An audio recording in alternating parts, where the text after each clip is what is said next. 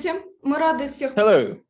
We are really happy to welcome all of you in our program of national literatures of the Russian folks in the Siberia in the Far East. And today we'll run a round tale of the current literature of the people in the Russian Far East. Today we will have the following speakers: Vera Chebok, Sarvasina lecture at the Southern Russian State Pedagogical University of Further Mikun, Creative Language Revival Groups, Vladimir Viltun, Chokchi poet, and we also have the Marina Altun, Nanai language teacher.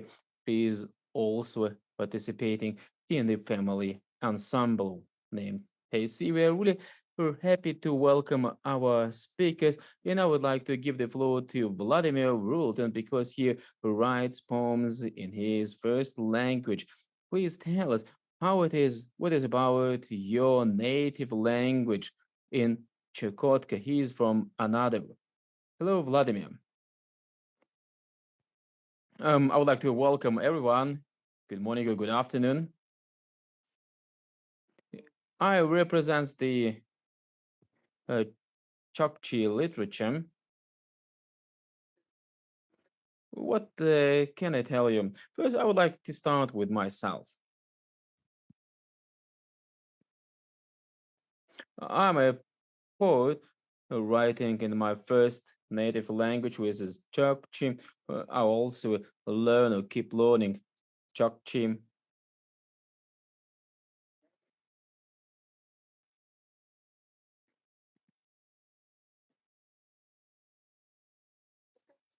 Could you also tell us what were your last books or poems you wrote?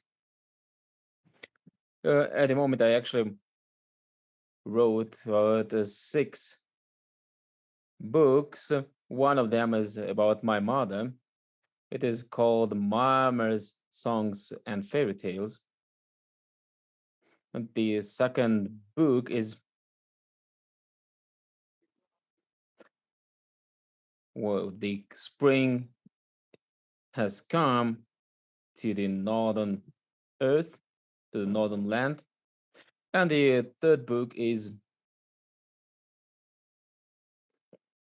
this is actually a poem which I'll actually manage to become my personal song. This is called Dancing Girl.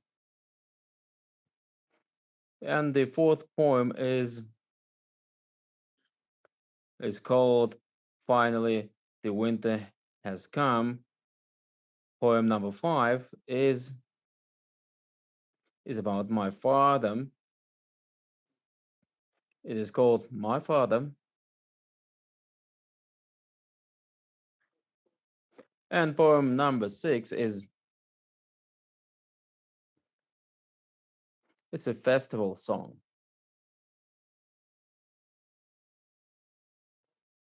Or festive song, I may probably put it so.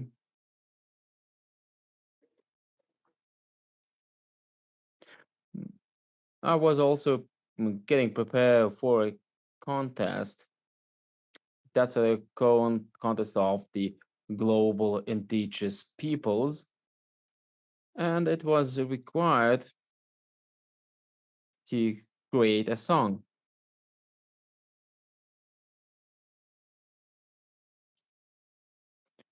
And I also used the Chukchi traditions. I wrote a poem, first of all, and then I also got a melody. Thank you very much for your explanation. It is really good that you have also, you write not only poems, but also songs. In this case, we can also say that the Chukchi poem writing is also a continuation of the Chukchi songwriting, and it is absolutely brilliant that you keep actually having this tradition of writing song in Chukchi. And actually, the Dancing Girl is your personal song. Can you also describe or just quote what is in this song? As for this dancing girl song,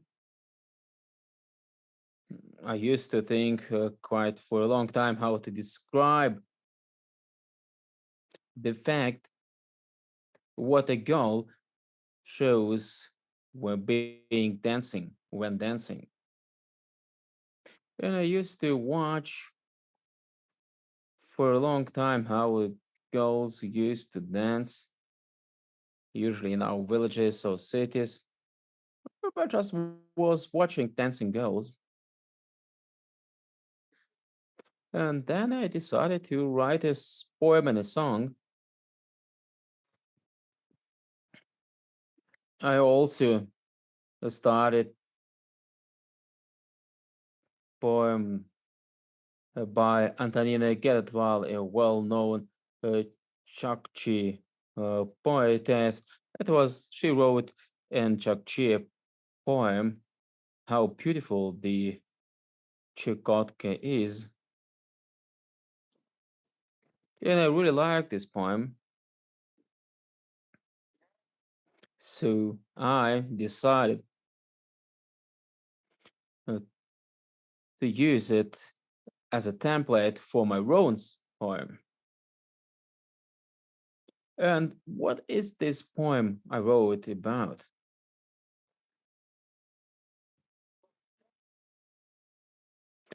A girl is a dancing as a gull. It can really scream and can also raise and put down the wings. She can also run as a deer. She can also scream as a small animal. And she, as a girl, looks to one side, then another side, and she looks like a small fish and a small salmon, which actually can dive into the water, can or can be like a small sea lion, which can dive into the water and then can come out of the water on the ice.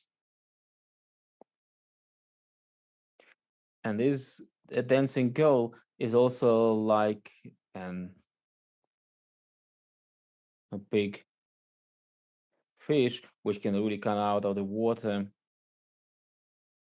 And the dancing girls they also can be a girl, a knitting girl, which is usually work on a deer skin.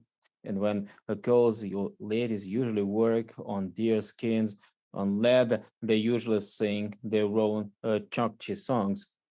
Oh, thank you very much. It was really interesting. And please tell me, how do you really manage to write poems in your first language? Because we know that there is a significant problem with the Chukchi, as it is a matter of fact, any other languages of small folks and peoples in the Russian Far East and in Siberia. It is quite difficult to preserve these languages. How do you manage actually to work to write in your native or in your first language, which is Chukchi?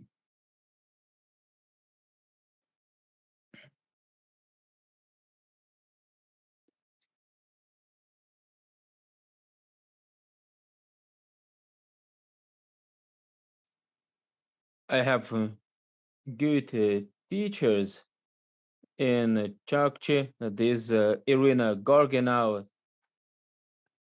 Antonina Kurgatwal,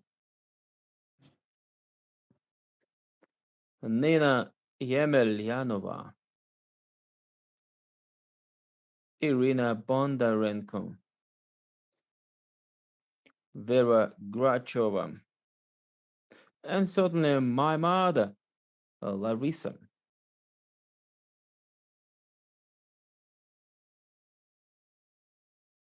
They really managed to show me this love to my native language, to my native culture. And I really managed to learn from him how to use the right grammar, how to speak in a correct way, and I really appreciate these lessons. When I was attending these Chukchi classes, we used to actually understand the so-called oral folks creations. These were fairy tales, poems, even fast speech, things, and also those things which we consider as a Chukot wisdom.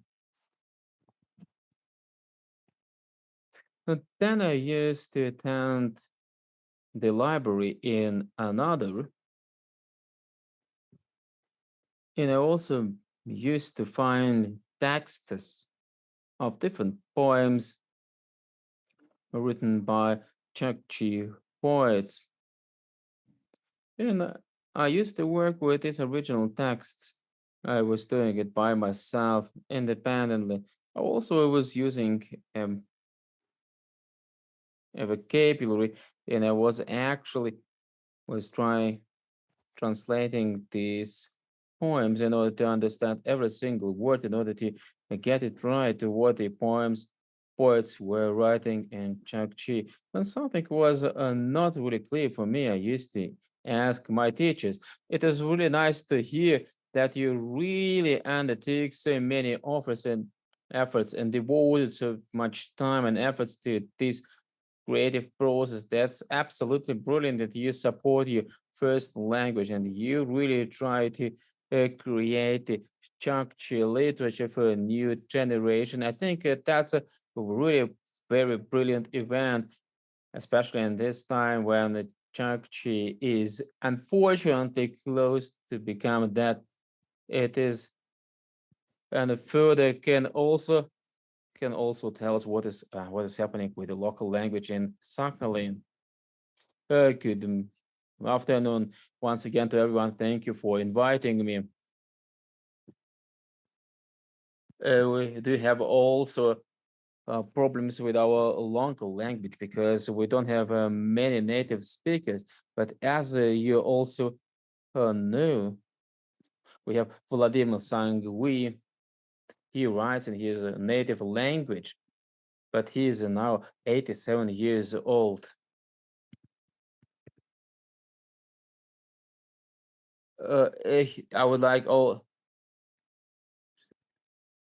many of local indigenous people live not only in Sakhalin, but especially in some of the districts of our island.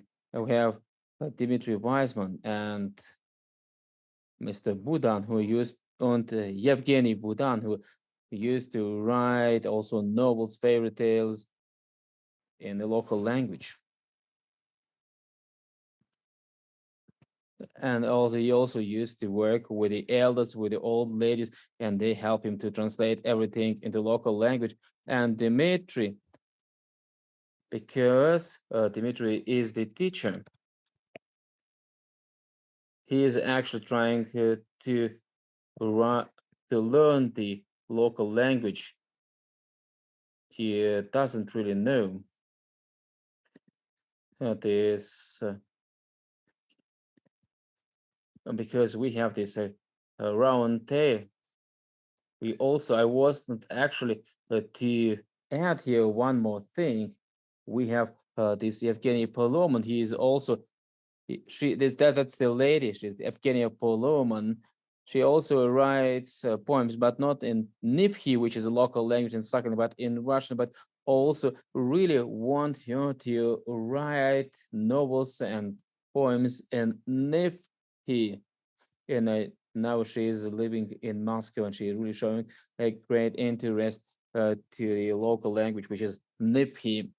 And it is quite important to read these things here because he writes everything what is happening in our in Sakhalin, how we work, how we live, how actually go to collect berries, and there are also young people who really wanted to show them off in this direction, but they didn't succeed because we have this round table. I would like to point out here the following thing.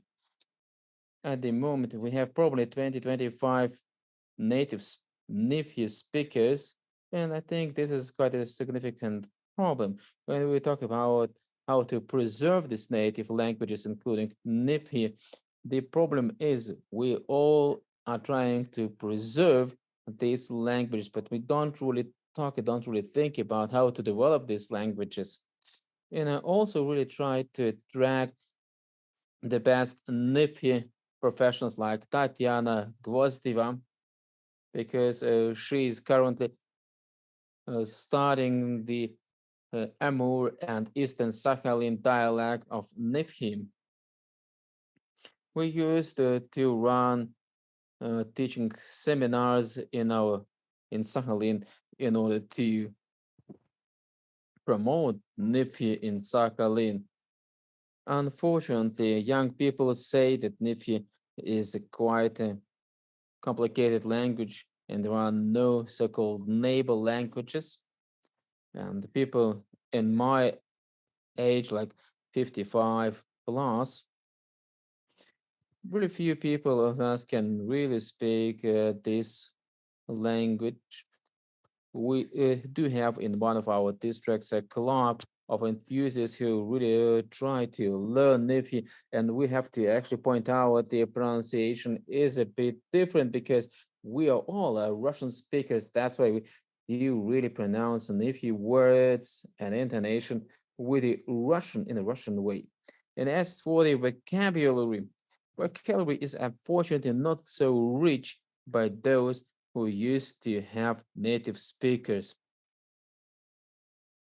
as the and I think as soon as these elders as these old ladies die, we may really lose this nephew language. We have two dialects. It is the eastern dialect, is a northern dialect, Sakhalin dialect, and the Amur dialect. So we have all three dialects altogether of this nephew language.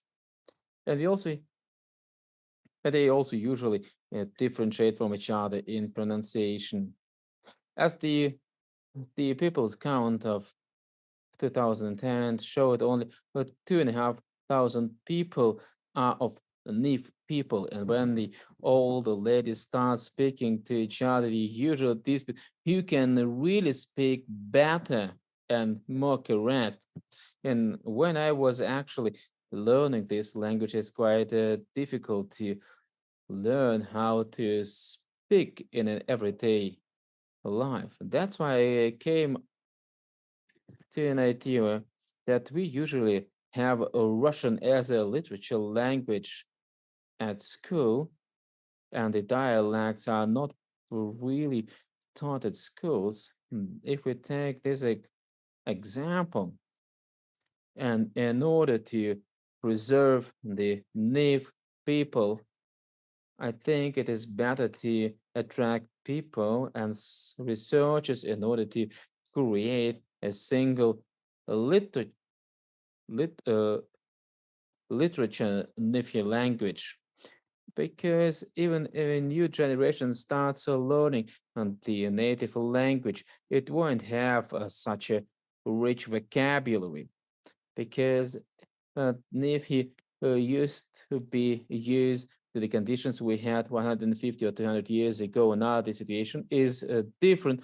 The environment has changed. We are currently living among the newcomers who came to Sakhalin. So we have 500,000 people living in Sakhalin, and only 1% of them are representatives of the indigenous people.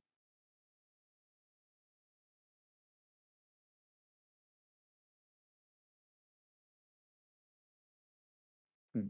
That's why it's quite difficult to talk about the environment when you speak your native language only. And it is quite difficult for the young people to pronounce the sounds we used to have in the past.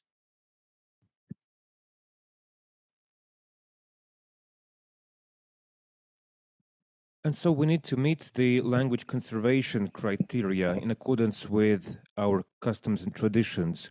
We need to discuss it so that we can have a unified literature languages. So I can relate to having a common literature language because the split in dialects is a major problem for the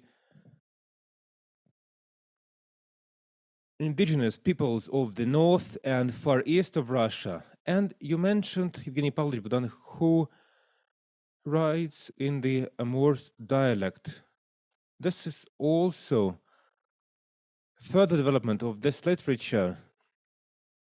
We can see that Vladimir Mikhailovich, as an elder, was developed in the Sakhalin version of the language.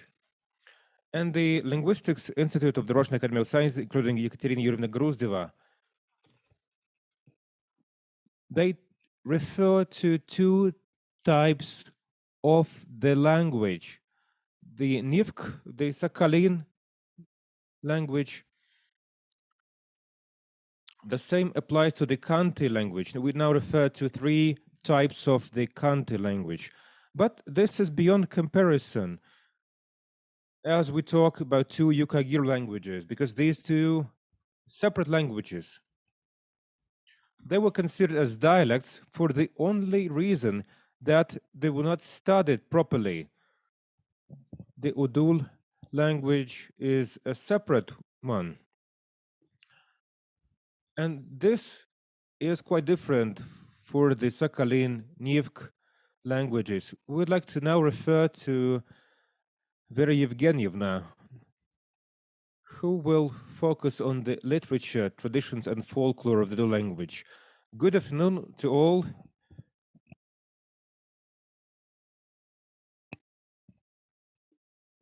Speaking of the indigenous people of the North and the Far East and their literature, especially Yakutia, Eveni, the Eveni people, the Dolgan people, as well as other indigenous peoples, they're doing the best to support their literature. They support their writers. They're present at large platforms and forums. Regarding the Yukagir language, I am a Yukagir language teacher at the Peoples of the North Institute. There are some challenges to the development of the language. Why so? These are two so-called dialects, as the textbooks say, but as Mr. Kurilov, a major linguist, says, these are two different languages. At the same time, it is highlighted that to boost language development, you need a language environment, an environment of communication. And since this applies to these two groups, as of the census 2010, the number of native speakers is 1,150 people. So there are very, very few native speakers actually left. Therefore, the language cannot possibly develop when it is in a different language environment. Indeed, the Tundra Yukagir and the Kalima Yukagir language are taught at school, but there is insufficient support from the linguistic environment for the language to further develop. Hence, I can draw the following conclusion. There is this idea to shape a language environment for the kids to study the basics of the two languages of the Yukagir, the two types of the Yukagir language, so that they can have a platform for communication. This might give an additional impetus to development. No one prohibits you to write in your native language, be that the Amur, Kalmyk, Yukagir languages. Of course you can, but if you do so, you have less people who can actually understand what you're writing. As the colleagues pointed out before, we have the following problems. There are no young writers. I can refer to the famous Yukagir writers, Trikia Dulok, one of the founders of the literature, the native speaker of the Udul language. He would only write in Russian, even though he had a good command of his native language, of course. Probably he didn't live a long life and he wasn't able to write in his native language. Had he had this opportunity, he would have taken it.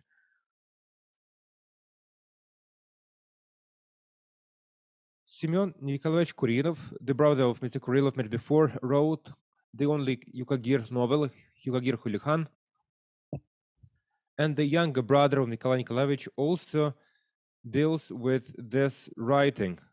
These are two modern writers. They write in the Tundra dialect. The very first poems in the Yukagir language in print appeared as late as 1962, when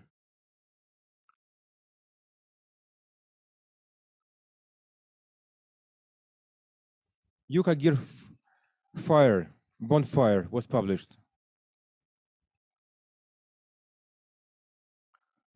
The next is the Mr. Dyachkov, the Upper Kolymai Yukagir language. He was also a playwright and a poet. He wrote in Russian, but he also had a command of his native language. He deceased quite early, unfortunately.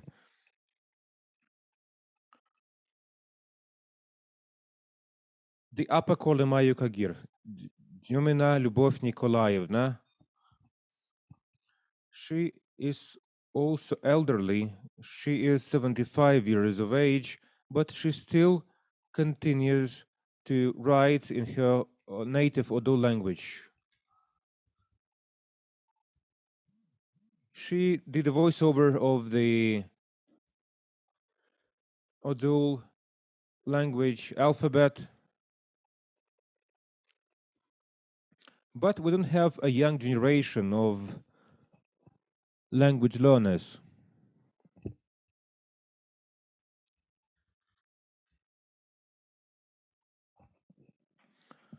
We had the foundation, the inroads for print Yukagir pieces.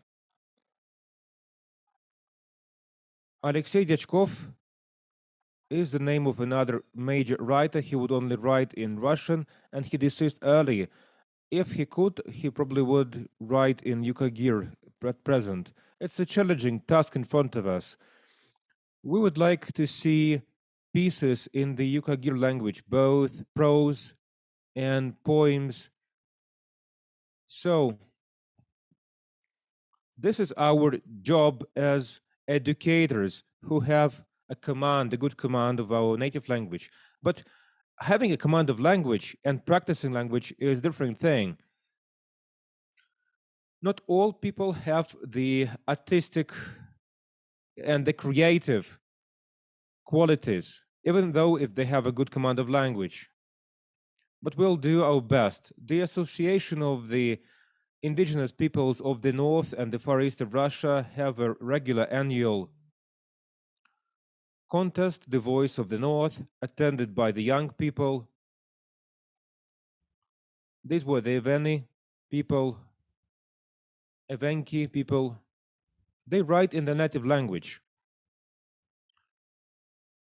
And we like that our youth are so creative, and the Yukagir people are pretty much creative. We need to raise the awareness on this and support creative initiatives of the young people. Thank you very much, Vera Evgenievna. My question goes to you as an expert in the indigenous peoples' literatures. The ethnic minor languages could refer to the minor genres of literature, as they are called. Most literature pieces in the national languages are often poetry. As you pointed out, and referred to Semyon Kurilov, that novel is by far the only one novel, and this is quite an unprecedented situation for the Yukagir language. It's a big breakthrough for the language in Siberia, in the Far East of Russia. My question to you is this: why do we know so little about prose like essays and short stories. You pointed out the contest, the Voice of the North. Starting from the third competition, only pieces in the national languages are admitted. At the first edition, Russian used to be admitted as well, and 20 languages of the indigenous peoples of the north and the far east of Russia are presented. So the prose is pretty much represented there. But if we take each language separately, normally authors prefer poetry. Why such a trend? What is your take on that? I think that the poets writing in their native language, they can feel how beautiful their native language is. And this rhymes pretty well with poetry, right? People love the rhythm, how it actually sounds. And this lyricism makes the purpose of poet writing. We had a native speaker, writer, Mr. Shalugin, Vasily Gavrilovich Shalugin. He wrote on the verge of the 20th and the 21st century. He used native languages for children and he wrote short stories in the Yukagir language. Probably someone will support his tradition in the future. This is our hope. Why poetry? This is just to illustrate the beauty of your native language, of your mother tongue, and illustrates beauty. Thank you very much, Vera Evgenievna. We welcome Marina Alexandrovna Eltun joining us. Welcome. Marina is connecting from the Khabarovsk region and represent the Nanai people.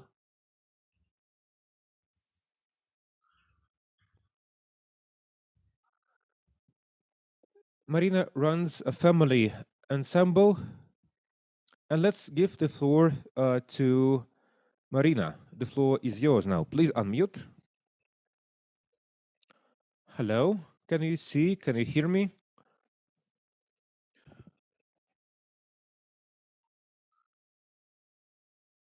I'm a teacher of my mother tongue, Nanai language. I teach at elementary grade levels.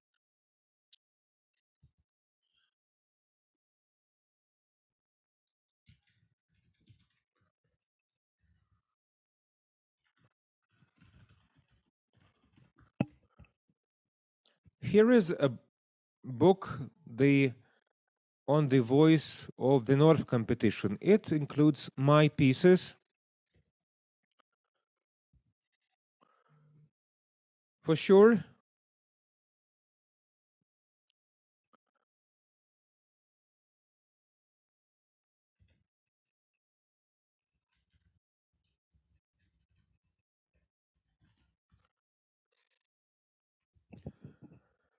apart from having this literature piece, we need to find a way to address the target audience. They need to become acquainted with this book.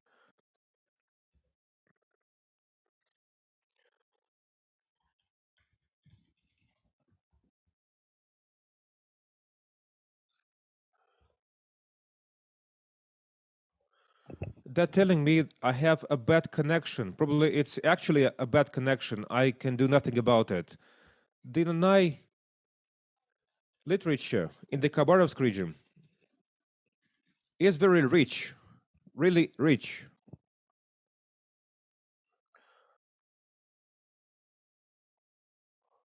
I can show you several examples.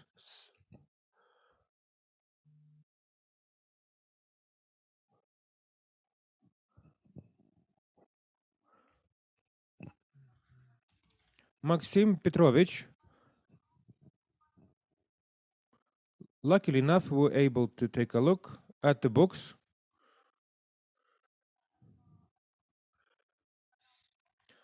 We're trying to now fix the connection. If you could disable your video, probably the connection would be more stable, right? Okay, now the sound is better, right? It's far better. Okay, the audio is better now. I would like to support Fyodor Sergeyevich Migun in saying that among the native speakers of the Nanai language, very few people are left today.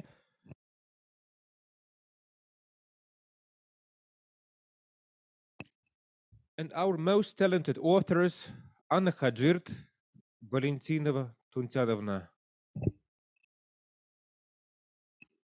the best voice of the gay people in the Anna Khajir, Konstantin Maktovich Beldi, a writer,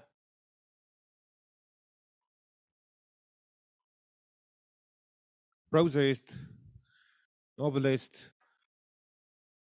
Unfortunately, they deceased and no one followed in the footsteps. We have Maxim Petrovich Beldi, Ekaterina. And I have to say that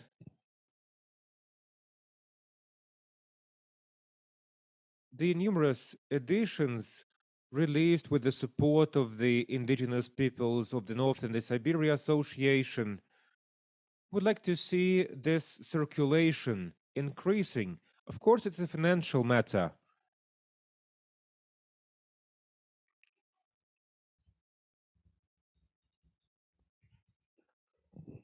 It's far easier at present as we have the IT technology. Our young people write their first pieces, first poems, they're making their very first steps.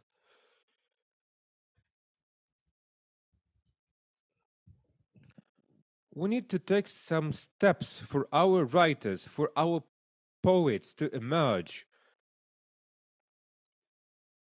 Unless we do something, they will not appear. In 10 to 20 years, they'll not appear anyway. I've been working in education for over 30 years, namely for 37 years. And over the course of the 37 years, we had some indeed talented individuals who had a very good command of the native language. And the bilingual competition.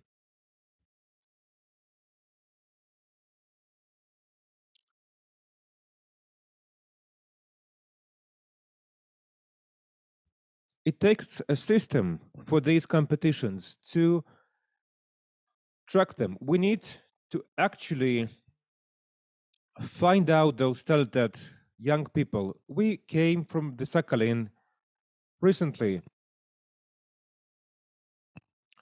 We could see the first talented young people. They made their first steps, these kids. We need to show it to the young generations that we need this language. It's not just one event you forget about when it ends.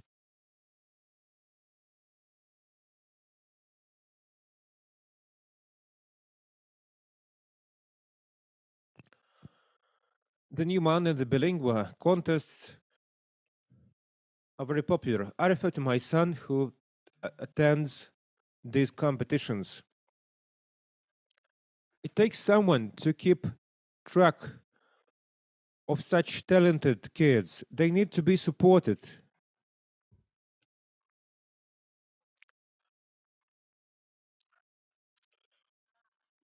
He has plenty of awards, cups, certificates. Why would you need them at all? What? Why so? Yes, it takes further development. It's the fourth folder in the portfolio.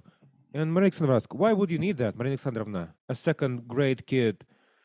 So the snow drifts are waist high. And I'm asking myself, why would I need them? So my daughter is the fourth grade school kid.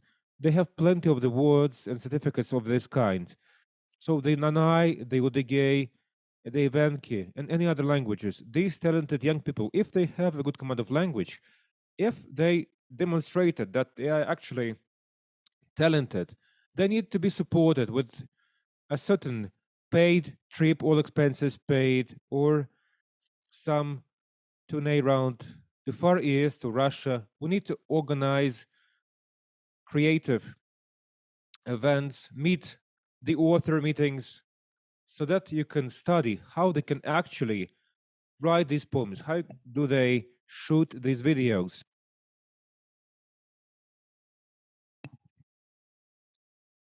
In such a way, you can convey the experience and you can actually share this enthusiasm with others. My son is going to finish the 8th grade, starting the 9th. He is keen on music. He's going to take on music like Delton Mikai, Zaksur Yuri. They left. But all my children are talented as far as language proficiency is concerned, but they had no application for the languages. There is nowhere to apply, nor the state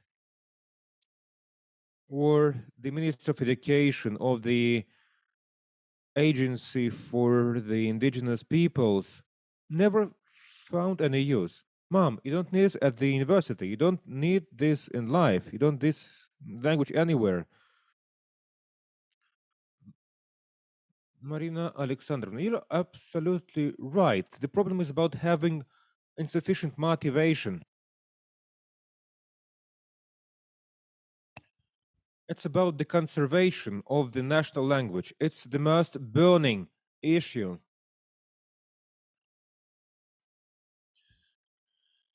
Some of your students are already working with a native language, and people ask themselves the question, why would you at all take on this? If your native language is no longer used in family, you pose the following question: what would you need this language at all? Please mute your microphone so that there is no echoing. And we need to draw attention to ethnic minority languages. The Festival for Ethnic Literatures held in Red Square is a major event. A great deal of attention is paid to authors writing in their native language.